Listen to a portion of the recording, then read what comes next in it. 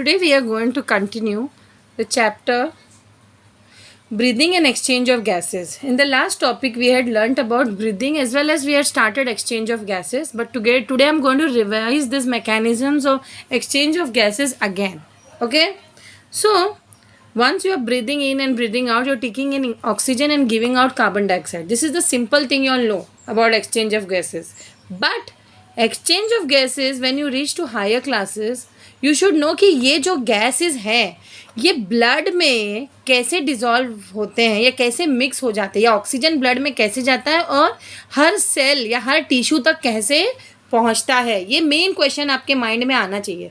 क्या क्वेश्चन आना चाहिए कि ये जो गैसेस है ये कैसे कैसे कैसे कैसे अपने मतलब बाहर से लंग्स में गए, लंग्स से टिश्यूज़ में गए, फिर टिश्यू से ऑब्वियसली टिश्यूज़ में ऑक्सीजन जाता है, कार्बन डाइऑक्साइड फिर से उसमें निकल के और फिर वापस से अल्वियोलाई में आता है. Alveola, this is the diagram of your alveoli और the part of your lung where gases exchange takes place. वैसे exchange of gases takes place at two places. Okay, this I had taught you in previous lecture. One is alveoli to blood and then it is, see, alveoli to the blood, this is the blood capillary, and one is to the between the blood and the tissues, between the blood and the tissues. Now I had taught you all in the previous chapter कि exchange of gases जो होता है वो simple diffusion से होता है. I hope you all know what is simple diffusion. Okay, तो easily वो मिक्स हो जाता है. और मेन मिक्स होने का रीज़न क्या है पता है? इसके जो मेम्ब्रेन है, जो ये डिफ्यूजन मेम्ब्रेन्स है, ये बहुत थिन होते हैं, less than in fact 1 millimetre. Okay, और ये जो 3 जगह से होता है उनमें से 2 जगह सेल्यूलर होते हैं. ओके, ये जो सेल्यूलर होता है, लेकिन ये जो बीच में जो बेसमेंट मेम्ब्रेन है, ये वाला, ये डॉट डॉट डॉट है, देखो ये एल्वियोला है, ये एल्वियोलर है ना. और यहाँ पे ये देखो उसके सेल्स हैं जो सिंपल स्क्वामस एपिथेलियम से बना है. ठीक है, और ये देखो यहाँ पे ये बेसमेंट है और ये एंडोथीलियम है जो टिश्यू का. Okay fine. अब यहाँ पे क्योंकि ऑक्सीजन आ गया तो यहाँ से इसको टिश्यू में आना है, राइट. तो उसको 3 लेयर क्रॉस करने पड़ेंगे, 2 सेल्यूलर लेयर्स और एक नॉन सेल्यूलर लेयर. ये याद रखना है. How many cellular layer does it cross? 2. Okay, and how many non cellular? Only 1. Okay, अब जैसे मैंने कहा exchange of gases simple diffusion होता है, लेकिन सिंपल डिफ्यूजन होता क्यों है? ड्यू टू प्रेशर कॉन्सेंट्रेशन की या प्रेशर या कॉन्सेंट्रेशन ग्रेडियंट के लिए. यानी कि यहाँ पे प्रेशर अलग होना चाहिए, यहाँ पे प्रेशर अलग होगा, तभी हमेशा जो है गैसेस डिफ्यूज फ्रॉम या air moves from high pressure to low pressure. हमेशा याद रखना. ओके, तो और secondly solubility of the gases भी है. तो सोल्यूबिलिटी, कुछ गैसेस जल्दी सोल्यूबल, इनफैक्ट जो कार्बन डाइऑक्साइड है 20 to 25 टाइम्स मोर सोल्यूबल है ऑक्सीजन. ओके, ये याद रखना है आप लोग को. और थर्ड है थिकनेस ऑफ मेम्ब्रेन. जैसे मैंने बताया है मेम्ब्रेन की थिकनेस बहुत मोटी हो तो नहीं इजीली डिफ्यूज़ होगा, इसलिए मेम्ब्रेन का इनफैक्ट यहाँ पे देखिए ये सारे मेम्ब्रेन्स कैसे हैं? थिन है. ओके, तो जो pressure contributed by individual gas in a mixture of a gas is called partial pressure. तो यहाँ पे ये जो पीपी लिखते हैं ये nothing but it is partial pressure. क्या है? PP is nothing but partial pressure. So जो इंडिविजुअल गैस जो है अलग अलग पार्शियल प्रेशर शो करते हैं ना. Okay, and it is represented either by PC और PP. Okay, like O2 and PO2 ऐसे, मतलब एक जगह से दूसरी जगह. ना partial pressure of oxygen and carbon dioxide at different part involve in diffusion varies from one part to another. Okay, ये याद रखना है आप लोग को. और ये भी याद रखना है कि जो it varies to one another and move from higher partial pressure to low partial pressure area. Okay, अब सोल्यूबिलिटी जैसे मैंने बताया कि carbon dioxide 20 to 25 times more है, more solubility of oxygen, so carbon dioxide diffuse much faster through the membrane. तो जल्दी कौन move करेगा या डिफ्यूज होगा? Carbon dioxide. डिफ्यूजन मेम्ब्रेन कितने लेयर का है? अगेन थिकनेस देखो 3 लेयर्ड मेम्ब्रेन है. That is alveolar squamous epithelium. ये वाला अल्वियोलर का ये जो लेयर है ये स्क्वामस एपिथेलियम का है. Okay, then you have endothelium of alveolar capillaries. ये देखो ये एल्वियोलर के कैपिलरीज, क्योंकि हमें ब्लड कैपिलरीज में तो ही चाहिए, मतलब जो हमें फाइनली क्या करना है, ये जो ऑक्सीजन है या टिश्यू तक पहुंचाना है और टिश्यू से कार्बन डाइऑक्साइड वापस अल्वियोला में पहुंचा के कहाँ जाना है? उसको अपने बॉडी से या नोज के थ्रू या लंग्स के थ्रू बाहर निकालना है. ओके, तो endothelium of alveolar capillaries and basement substance between them. So this is your basement substance between them which is non cellular. Okay, you have to do this and you have to mark this. Okay, ये diagram आप लोग को आना चाहिए ना. Exactly the question comes here, how does the transport of gases happen. Okay, blood is the medium of transport, सबसे पहले याद रखना. For what? Carbon dioxide and oxygen. और मोस्ट ऑफ द ऑक्सीजन, जो 90% ऑक्सीजन, देखो फैक्टर्स मैं बता रही हूँ आप लोगों को क्या है. ये फैक्टर्स तो आप लोग को पता चल गया, 3 factors: thickness of diffusion membrane, difference in PP and solubility of gases. लेकिन डिफ्यूजन एक्चुअली होता कैसे है, ये मैं अच्छे से एक्सप्लेन करना चाहती हूँ. I have not explained in deeply in the last lecture, so I am explaining over here. So transport of gases, देखो मेन मैंने कहा पीपी का डिफरेंस. यहाँ देखिए पार्शियल प्रेशर ऑफ ऑक्सीजन 15 ग्राम था एल्वियोलर के बाहर, और एल्वियोलर के अंदर कितना था मैंने कहा 104. तो ऑब्वियसली अंदर से बाहर बाहर से अंदर आएगा, ऑक्सीजन आ गया. अब ऑक्सीजन ऑब्वियसली किसको ज़रूरी है, ये पल्मोनरी कैपिलरीज को ज़रूरी है कि नहीं. कैपिलरीज को ज़रूरत है, तो उसके अंदर भी जाएगा. और यहाँ से ये देखिए, अगर आप लोग को मैं बताऊँ कि ये डायग्रामेटिकली बताऊँ कि जो भी ब्लड होता है, it is a medium of transport of most oxygen. जैसे 97% ऑफ ऑक्सीजन जो होता है वो आरबीसी के थ्रू ट्रैवल करता है, और जो रिमेनिंग 3% होता है वो किससे, देखो ट्रांसपोर्ट ऑफ ऑक्सीजन में 97% जो ऑक्सीजन होता है वो कौन ट्रांसपोर्ट करता है, आरबीसी. मतलब उसके अंदर ऑक्सीजन हेमोग्लोबिन के साथ मिक्स होके क्या ऑक्सी होमोग्लोबिन बन के ट्रांसपोर्ट होता है. ऑक्सीजन हेमोग्लोबिन के साथ मिलके ऑक्सी होमोग्लोबिन बोल के ट्रांसपोर्ट होता है. जो रिमेनिंग 3% है प्लाज्मा में डिजॉल्व हो जाता है. ठीक है, तो ये वाला इक्वेशन आप लोग को याद होना चाहिए. और ये भी याद होना चाहिए कि each haemoglobin combine with 4 oxygen molecule. Okay, each haemoglobin जो होता है उसके 4 पंख होते हैं और 4, क्योंकि देखो ईच हेमोग्लोबिन में 4 आयन मॉलिक्यूल होते हैं, और वही 4 आयन मॉलिक्यूल 4 ऑक्सीजन मॉलिक्यूल से जुड़ जाते हैं. ओके, ये याद रखना है, क्वेश्चन आना चाहिए आप लोग को, आ सकता है और आप लोग को आंसर आना चाहिए. तो binding of it is related with, ये जो बाइंडिंग हो रहा है ऑक्सीजन का जो हेमोग्लोबिन के साथ, और ऑब्वियसली ना कोई भी ब्लड में हेमोग्लोबिन और ऑक्सीजन दोनों होना बहुत ज़रूरी है. ठीक है, फॉर सेल्स के मेटाबॉलिज्म के लिए. तो binding of is related with partial pressure of oxygen and carbon dioxide, and also hydrogen concentration and temperature. Very important ये पॉइंट, ये मैं सब एक्सप्लेन करूंगी. हाइड्रोजन का कॉन्सेंट्रेशन भी बहुत इंपॉर्टेंट रोल प्ले करता है, इवन कार्बन डाइऑक्साइड का कॉन्सेंट्रेशन. तो परसेंटेज सैचुरेशन, इसके लिए हम एक ग्राफ पढ़ेंगे परसेंटेज सैचुरेशन समझने के लिए of haemoglobin and PP of oxygen from sigmoid graph जो है, ऑक्सीजन डिसोसिएशन कर्व जो है सिग्मॉइड कर्व होगा, उसके हम थ्रू पढ़ेंगे. ओके, तो ये आप लोग को याद रखना है. Now next thing what you have to know is, जैसे मैंने बताया है कि ये जो हेमोग्लोबिन है कंबाइन करता है ऑक्सीजन के साथ, और yes it combine and we get to understand this through oxygen dissociation curve. Okay, we get to know it through oxygen dissociation curve. Before that students, see यहाँ पे जो मैंने बताया था ट्रांसपोर्ट ऑफ गैसेस के बारे में, see here this is one diagram we should again know before understanding the other parts. कि लंग से जो है, देखो ये लेफ्ट एट्रियम और लेफ्ट वेंट्रिकल है, राइट. ये पल्मोनरी वेन है, वहाँ से ऑक्सीनेटेड ब्लड लेफ्ट एट्रियम में आ रहा है, लेफ्ट वेंट्रिकल आ रहा है. फिर आपको ये पता होना चाहिए जो सिस्टमिक आर्टरी है या आउटर का पार्ट है, इसमें से ऑब्वियसली ना पूरे बॉडी पार्ट्स को जा रहा है. तो बॉडी पार्ट्स को जाने का मतलब क्या है, देखिए यहाँ से ये जा रहा है सिस्टमिक आर्टरी के थ्रू, तो ऑब्वियसली ये जो टिश्यूज़ हैं, टिश्यूज़ में क्या होने वाला है, ये क्या होने वाला है टिश्यूज़ में, ये पर्टिकुलर, क्योंकि ऑक्सीजन और यहाँ का पार्शियल प्रेशर और यहाँ का अलग है. यहाँ पे देखो 95 यहाँ पे 40 है, तो डिफरेंस है ऑब्वियसली, इसके अंदर टिश्यू के अंदर चला जाएगा. अब टिश्यूज़ में कार्बन डाइऑक्साइड 45 है पीपी, और यहाँ पे partial pressure of carbon dioxide 40 है, तो obviously carbon dioxide diffuse out हो जाएगा due to difference in the PP of carbon dioxide.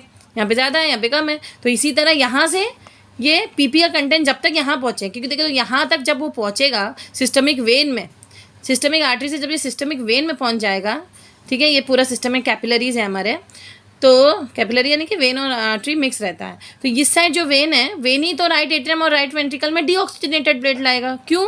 क्योंकि यहाँ से ऑक्सीजन यूज्ड अप हुआ है, कार्बन डाइऑक्साइड लेवल बढ़ गया है. क्यों? क्योंकि 95 था, यूज्ड अप 40 हो गया, तो 45 तो 40 तो बचा, समझो एक अप्रॉक्सीमेटली 40 बच गया। पार्शियल प्रेशर ऑफ यहाँ पे जो है पीपी कितना है ऑक्सीजन का 40 है और कार्बन डाइऑक्साइड का 45 है, तो देखो कार्बन डाइऑक्साइड का बढ़ गया, यहाँ पे 40 था यहाँ पे 45 हो गया। तो ये जो है ऊपर जाके राइट एट्रियम में जाएगा, फिर राइट वेंट्रिकल में जाएगा और ऑब्वियसली पर्मनरी आर्टरी के थ्रू कहाँ जाने वाला है, लंग्स में ऑक्सीजन भरने के लिए। और फिर ये सिस्टमिक ये जो सर्कुलेशन है ये होता रहेगा। आई होप यू हैव अंडरस्टूड। तो इसी तरह टिश्यू यूज्ड अप जो होता है, कार्बन डाइऑक्साइड जो वेस्ट मटेरियल है वो बाहर कर देती है और ऑक्सीजन टिश्यूज़ को दे देती है। टिश्यू से बाहर कर देती है कार्बन डाइऑक्साइड और कैसे डिफ्यूज़ होती है टिश्यू में ऑक्सीजन, ये मैंने आपको बताया है। तो और ट्रांसपोर्ट ऑफ गैसेज में ये बात भी बताया है कि blood is the medium of transport. Yes or no? And I also spoke about how does oxyhemoglobin formed over here. Now, main topic another which you should know is what you should know is the sigmoid curve which you have to know about the oxygen dissociation curve. ये 100% exam में या NEET में तो ज़रूर आने वाला है, ठीक है। ये जो हम सिग्मॉइड कर्व या ऑक्सीजन डिसोसिएशन कर्व पढ़ने वाले हैं बहुत बहुत इम्पॉर्टेंट है। उससे पहले एक डेटा बताने वाली हूँ मैं कि एवरी 100 ml ऑफ ब्लड में कितना ग्राम हेमोग्लोबिन होना चाहिए, 15 ग्राम हेमोग्लोबिन होता है। तो 1 ग्राम हेमोग्लोबिन में 1.34 ml ऑक्सीजन है, तो ऑब्वियसली 15 ग्राम हेमोग्लोबिन में 15 इंटू 1.34 ml ऑफ ऑक्सीजन होगा। यानी कि एक पूरा टोटल 100 ml, ये कैलकुलेशन करिए ना, 1 ग्राम हेमोग्लोबिन में 1.34 ml ऑक्सीजन है, तो 100 ml ब्लड में कितना होगा, 20 ml ऑक्सीजन होगा ना। इसको कैलकुलेशन करिए आप, बहुत इजी है, ठीक है। लेकिन क्या ये पूरा 20 ml ऑक्सीजन टिश्यूज़ यूज़ कर रहे हैं या नहीं कर रहे हैं? अगर हम लोग कम एक्टिविटी करते हैं तो कम ऑक्सीजन यूज़ करते हैं, मेटाबॉलिज्म कम हो रही है इस वजह से। अगर हम वर्कआउट वगैरह करते हैं तो हम ज़्यादा ऑक्सीजन यूज़ करते हैं। वही चीज़ हमें डिसोसिएशन कर्व बताएगी एक्चुअली हमें डिसोसिएशन कर्व यही बताती है। एक तरफ देखो इस ग्राफ में, ये ग्राफ है, ये सिगमॉइड कर्व बोलते हैं इसको। एक तरफ हमें saturation of oxygen with haemoglobin पता चलता है, कितना सैचुरेटेड है हमारा हेमोग्लोबिन, क्या उसमें ज़्यादा ऑक्सीजन है, कम ऑक्सीजन है। और यहाँ पे हमें पीपी ऑफ ऑक्सीजन पता चलता है। ओके, अब यहाँ पे देखो इस ग्राफ पे, यहाँ पे 25% दिया, यहाँ पे 50% पे, यहाँ पे 75% सैचुरेशन दिखा है, यहाँ पे 100%, ठीक है। 100% सैचुरेशन यानी कि 100 ml ब्लड में 20 ml ऑक्सीजन होता है। ये डेटा तो मैंने बताया था कि 100 ml ब्लड में 20 ml ऑक्सीजन होता है। ये हमने अभी तो किया था ना, 100 ml, ये आपको मेमोराइज करना पड़ेगा, ठीक है। 100 ml ब्लड में 20 ml ऑक्सीजन होता है, right, okay, right ma'am. But मैंने क्या कहा था, जैसे जैसे आप लोग वर्कआउट करते हो उस लेवल का ऑक्सीजन इसमें से यूज अप हो जाता है। ये हम लोग जो ऑक्सीजन बॉडी में लेते हैं, ऑब्वियसली वो ऑक्सीजन मेटाबॉलिज्म में काम आता है या कैटाबॉलिक एक्टिविटीज़ में काम आता है। अगर आप बहुत एक्टिविटी कर रहे हो, बहुत स्ट्रीनियस जिम वगैरह कर रहे हो या साइकिलिंग में, तो 25% सेचुरेटेड ही रहता है ब्लड, यानी कि उसका कितना परसेंट यूज्ड अप हो गया है, आपका जो परसेंटेज यूज्ड अप हुआ है, ग्राफ में ध्यान से देखिए कि थोड़ा सा मैं ये नीचे कर देती हूँ। पहले मैं नॉर्मल कंडीशन बताती हूँ, चलो यूज्ड अप तो बाद में। देखो नॉर्मल कंडीशन में जो तुम्हारा ब्लड यूज्ड अप होने वाला है वो सिर्फ 75% सैचुरेशन रहेगा, यानी कि तुमने सिर्फ 25% ऑक्सीजन यूज़ किया है, बाकी 75% ऑक्सीजन ब्लड में ही है। तो 20 ml का 75% करोगे तो कितना आया, 15 ml ऑक्सीजन क्या है ब्लड में है और 5 ml ऑक्सीजन टिश्यू ने ले लिया। यानी कि याद रखना कि नॉर्मल कंडीशन में अगर 100 ml ब्लड में 20 ml ऑक्सीजन है, तो डे टू डे लाइफ में अगर तुम लोग कुछ कर नहीं रहे हो, नॉर्मली बैठे हो, तो उस 20 ml का 75% जो है सैचुरेशन रहता है ब्लड में। मतलब ब्लड में जो ऑक्सीजन लेवल होता है, हेमोग्लोबिन में जो ऑक्सीजन लेवल होता है, वो 75% उधर ही रहता है। तो 20 ml का 25% निकालो तो 50 ml ऑफ ऑक्सीजन रहेगा और 5 ml यूज्ड अप होता है टिश्यू से, क्योंकि हम लोग कुछ कर नहीं रहे। लेकिन हम लोग वेगरस एक्टिविटी वगैरह करें तो 25% क्या होता है उसमें, 25% सैचुरेटेड रहता है ऑक्सीजन के साथ, यानी कि 75% यूज़ अप किया है हमने। तो उसका आप लोग निकाल के देखिए, 25% ऑफ 20 ml आपने हेमोग्लोबिन में 25% ही ऑक्सीजन है, तो कितना 5 ml ऑक्सीजन ही बचा है। तो कितना ml यूज़ किया है टिश्यूज़ ने? 15 ml, क्योंकि आपने कौन सा एक्टिविटी किया है भाई? विगरस एक्टिविटी किया है ना, बहुत स्ट्रीनस एक्टिविटी किया है। तो ये ग्राफ यही बता, तो 50% का भी आप लोग अगर विगरस नहीं और थोड़ा ज़्यादा एक्टिविटी, बट इतना विगरस नहीं, तो उसका भी आप लोग परसेंटेज काउंट कर सकते हो। तो ईजी है ये, इतना टफ नहीं है, सिर्फ ग्राफ को पढ़ना समझो। ये क्या बता रहा है? इस साइड वाला percentage of saturation of oxygen with haemoglobin दे रहा है, यानी कि ब्लड में ऑक्सीजन कितना है। अगर 25% ऑक्सीजन है हेमोग्लोबिन के साथ, यानी कि 75% यूज अप हुआ है। 75% यूज अप होना तो आप लोग समझ लो कितना यूज अप हुआ। 15 ml यूज अप हुआ, 5 ml है। या तो उल्टा कर लो आप लोग, 25% ऑफ 20 ml करके देखो, तो 5 ml ऑफ ऑक्सीजन ब्लड में है, तो 15 ml कहाँ गया? टिश्यू ने यूज़ किया। ठीक है, इसको 2-3 बार आप लोग रिपीट करके देखिए। और वही चीज़ इसको भी आप लोग समझिए कि अगर 75% नॉर्मल कंडीशन में, तो 5% यूज अप हुआ है ऑक्सीजन, 5 ml यूज अप हुआ है, 15 ml है। ठीक है, वेरी गुड। और next thing we are going to study कि ये जो शिफ्ट होता है, जैसे ये जो कर्व है, सिगमेंट कर्व है, इसके राइट शिफ्ट और लेफ्ट शिफ्ट, ये जो डॉटेड लाइन, कभी कभी ये ग्राफ राइट शिफ्ट लेता है, कभी कभी लेफ्ट शिफ्ट लेता है। तो राइट शिफ्ट यानी कि देखो ये लेफ्ट शिफ्ट है और राइट शिफ्ट है। ये कब होता है? Let us understand. Right shift तब होता है जब डिसोसिएशन ऑफ हेमोग्लोबिन, मतलब ऑक्सीजन का डिसोसिएशन हो रहा है किसके साथ? हेमोग्लोबिन के साथ। डिसोसिएशन होना यानी कि ब्रेकडाउन हो रहा है। लेकिन जब ऑक्सीजन का एसोसिएशन हो रहा है हेमोग्लोबिन के साथ, वो कहाँ है? वो जो ग्राफ है, सिगमोइड ग्राफ, ये जो ग्राफ है तब क्या होगा? ये जो ग्राफ है तब क्या होगा? क्या लेगा? लेफ्ट शिफ्ट लेगा। और राइट शिफ्ट कब लेगा ग्राफ? राइट शिफ्ट कब लेगा?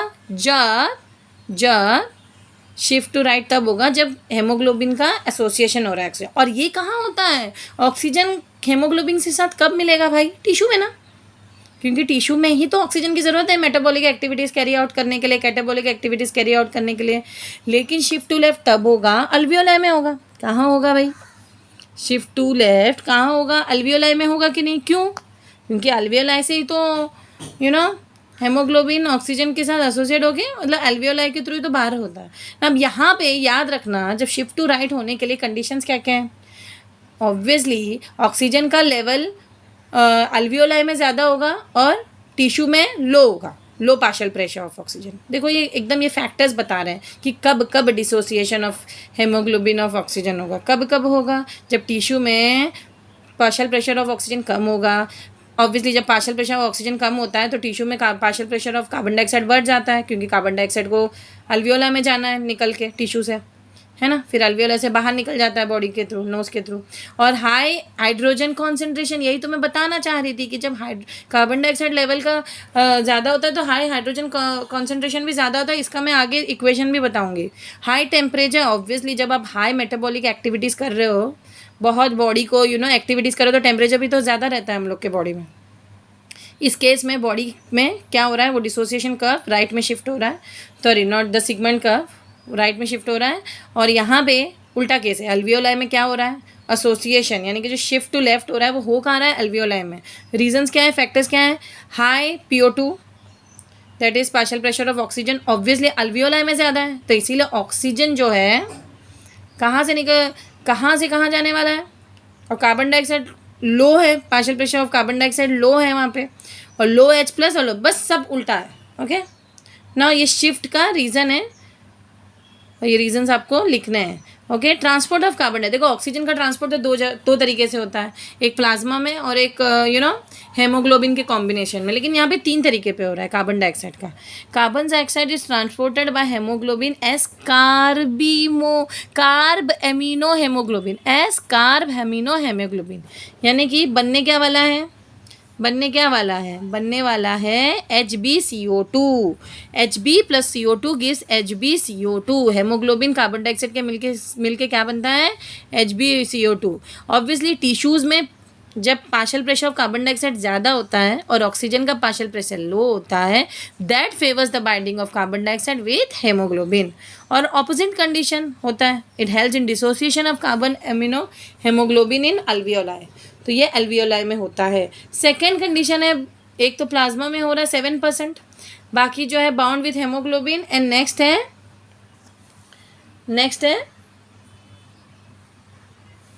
what happens is in the form of bicarbonate dissolved in plasma। तो 23% जो है बाउंड विथ हेमोग्लोबिन हो रहा है और 70% it is in the form of bicarbonate. तो सबसे ज़्यादा कैसा हो रहा है? In the form of bicarbonate. Carbon dioxide का जो ट्रांसपोर्टेशन है सबसे ज़्यादा in the form of bicarbonates हो रहा है। तो carbon dioxide is transported by haemoglobin as carbamino haemoglobin.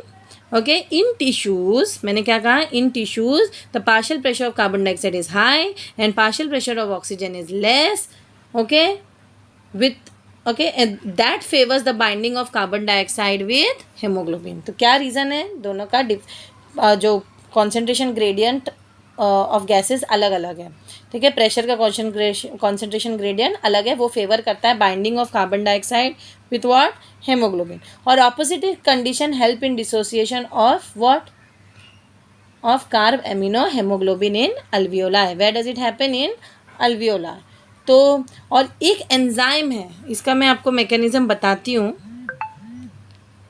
जो ये चीज़ हो रही है, जिसे मैंने कहा ये कहाँ हो रही है, तो ये जब ये आरबीसी है, ये तुम्हारे ब्लड का ये जो कैपिलरी है, ये टिश्यू है। ऑब्वियसली कार्बन डाइऑक्साइड टिश्यू से निकला जा रहा है, क्यों? क्योंकि पार्शियल प्रेशर का डिफरेंस है यहाँ पे, राइट? ओके, आरबीसी में डायरेक्टली प्लाज्मा में 7% हो रहा है और 70% एस बाइकार्बोनेट्स ये निकल जाएगा प्लाज्मा के अंदर। पहले ये बाइंड हो जाएगा आरबीसी में, फिर निकल जाएगा प्लाज्मा में, उसी तरह वो ट्रांसपोर्ट होगा। लेकिन यहाँ पे एक एंजाइम यूज़ होता है, उस एंजाइम का नाम मैंने यहाँ पे CA लिखा है, लेकिन उसका फुल फॉर्म है कार्बोनिक एनहाइड्रेस। क्या है? कार्बोनिक एनहाइड्रेस है। तो ये डायग्राम भी इंपॉर्टेंट है, इसको गो थ्रू करिए आप लोग। Okay, next thing you should know is, next topic we are doing is regulation of respiration. Okay, तो human beings have ability to maintain and moderate the rate of respiration to fulfil the demand of body tissues by what system? Neural system. ठीक है, जो system, मतलब हम लोगों का जो demand पूरा वो न्यूरल सिस्टम से भी होता है, लेकिन एक और तरीके से भी होता है, वो मैं अभी बताऊंगी। तो जो एक तो हमारा रेस्पिरेटरी रिदम सेंटर होता है जो न्यूरल सिस्टम में, वो हेल्प करता है। दो तरीके से होता है, एक RRC रेस्पिरेटरी रिदम सेंटर से, और मतलब जो न्यूरल वाला पार्ट से, और एक है न्यूमोटैक्सिक सेंटर। ठीक है, ये जो respiratory rhythm centre, it is located in the medulla of hind brain पे। ओके, और जो न्यूमेटिक सेंटर जो है, it's in pons. Okay, moderate the function of respiratory rhythm centre, यानी कि ये कुछ नहीं करता है, ये एक्टिवेट करता है।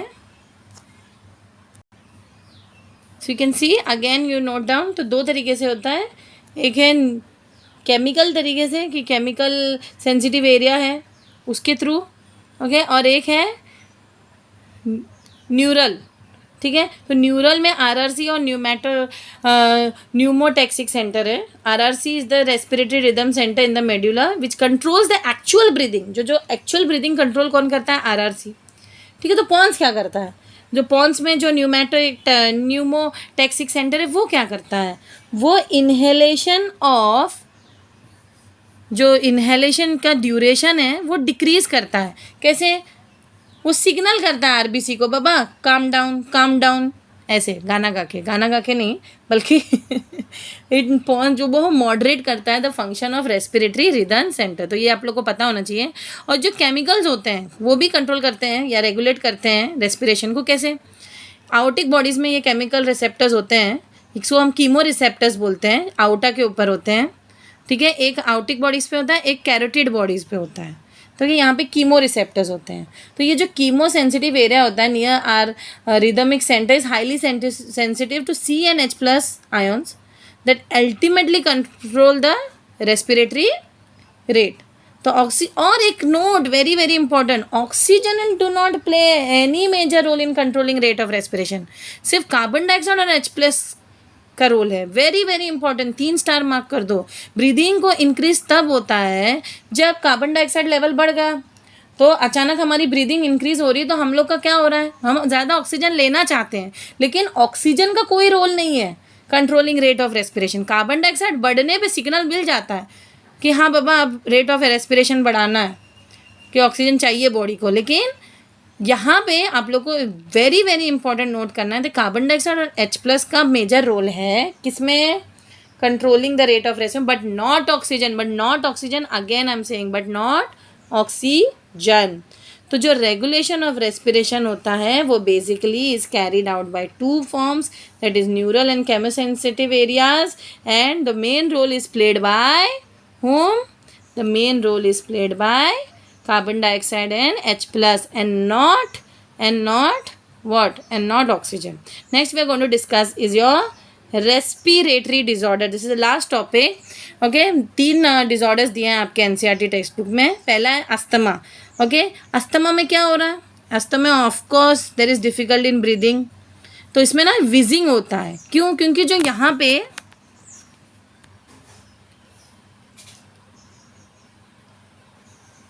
तो जैसे मैंने कहा, तो पहला डिज़ॉर्डर है अस्थमा, जहाँ पे ब्रीदिंग करना बहुत डिफ़िकल्टी होती है, सांस एकदम बहुत मुश्किल से लोग पंप वम्प लेते हैं ना सांस लेने के लिए, उनके अंदर मेडिसिन रहता है पंप के अंदर. यहाँ पे इसलिए ऐसा होता है क्योंकि जो ब्रोंकाइल्स में इन्फ्लेमेशन आ जाता है. देखो इन्फ्लेमेशन आ गया, स्पैज्म होता है, यानी कि एकदम कॉन्ट्रैक्शन होता है in muscle of bronchi and bronchioles. ठीक है, ये मेन उसका डिज़ॉर्डर का रीज़न है. नेक्स्ट है emphysema. Emphysema is a chronic disorder, यानी कि बहुत मतलब हमेशा के लिए. Even asthma is a chronic disorder. तो यहाँ पे इन विच अल्वियोलाई वॉल्स गेट डैमेज. क्या हो रहा है? अल्वियोलाई के जो पूरा वॉल्स ही डैमेज होगा. भाई जब अल्वियोलाई के वॉल्स डैमेज हो, डिफ्यूजन कैसे होगा? क्योंकि उसका मेन रोल प्ले होता है ना अल्वियोलाई के वॉल्स में. तो इसलिए रेस्पिरेटरी सरफेस ही डिक्रीज हो गया, डिफ्यूजन का सरफेस ही डिक्रीज हो गया. तो one of the major cause is cigarette smoking, और इसीलिए पूरे अल्वियोलाई में एकदम से एयर भर जाता है और पर्सन को देखो ऑक्सीजन भर जाता है, वो निकल नहीं पा रहा ऑक्सीजन, है ना, क्योंकि उसका डिफ्यूजन का एरिया ही कम हो गया. और occupational respiratory disorder is another form of disorder, जहाँ पे ये डिसऑर्डर होता है कहाँ पे हम काम करते हैं उसकी वजह से. अगर हम इंडस्ट्रियल एरिया में काम कर रहे हैं, या अगर हम चौक से एज अ टीचर, तभी भी टीचर्स लोग को भी बहुत साइनस वगैरह होता है. तो यहाँ पे हो क्या रहा है इंडस्ट्रियल एरिया में, जहाँ पे बहुत सारे स्टोन है एटमॉस्फेयर में, it can give rise to inflammation leading to fibrosis. ठीक है, और इसकी वजह से बहुत सारी फाइब्रोइड टिश्यू एकदम बढ़ जाते हैं, और it can definitely cause serious lung damage. तो वर्कर्स इन सच इंडस्ट्रीज अगर प्रिवेंट करना है तो पहले उन लोगों को प्रोटेक्टिव मास्क डेफिनेटली पहनना चाहिए. ठीक है, इस फॉर्म को, बीमारी को हम कहते हैं न्यूमोकोनासिस.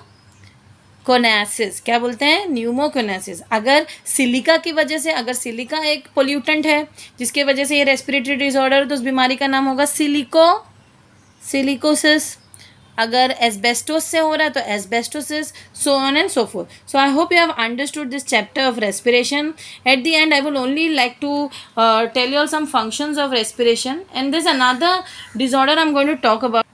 Another disorder I'm going to talk about is mountain sickness. It is the condition characterized by the ill effect of hypoxia, that is shortage of oxygen in the tissues at high altitude, commonly to person going through high altitude for the first time. Okay, यहाँ पे भी loss of appetite, nausea, vomiting, breathlessness, ये सब, headache, depression, ये सब होता है. And finally you have to know certain functions of respiration, that is energy production, maintenance of acid base balance, maintenance of temperature, and return of blood and lymph. Thank you.